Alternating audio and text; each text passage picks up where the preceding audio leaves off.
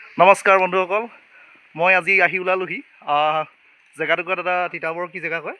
তিতাবৰ আমাৰ টায়ুন বাগান। হয় হয়, এই ইয়াতে এভাগ শিৱৰ মন্দিৰ আছে, বহুত পুৰণি, নিজে উদ্ভৱ হৈছিল নহয় জানো? হয় হয় হয়, প্ৰথমে আপোনাৰ নামটি জনাওক।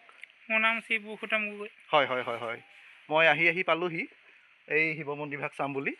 আপোনাক পাই অকণমান ভালো লাগিছে, কাৰণ দুই এটা কথা চাগে মই জানিবও পাৰিম। হয় হয় হয় হয় হয়, আপোনাৰ ঘৰৰ পৰা কিমান কিলোমিটাৰ হয়? আমাৰ ঘৰৰ পৰা 1 কিলোমিটাৰ হয় হয় হয়। ভক্তৰ কেতিয়া মানে ভিৰ পৰে? ভক্তৰ ভিৰ সদায় থাকেই নহয় জানো? হয় হয়, পূজা পাতিলেও পাব। হয় হয়, গম পাইছোঁ।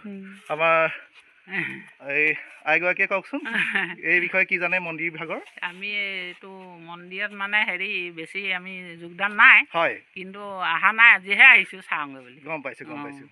সেইকাৰণে বোলো আজিহে আহিছোঁ। আমি তাৰমানে এক ভগৱানকে চিন্তা কৰোঁ আৰু বেলেগ নকৰোঁ যেনিবা। হয়, সেইকাৰণে নাহোঁ। হয় হয়, বহুত মহৎ আছে বুলি কোৱা শুনো। মহৎ আছে বুলি কোৱা শুনো, আমিও শুনো বাৰু। হয় হয়, যেনেকৈ মানে আৰু। হয় হয়, তাকে আপোনালোকো আহিব, বান্দৰ চলীয়া নহয় জানো? হয় হয়।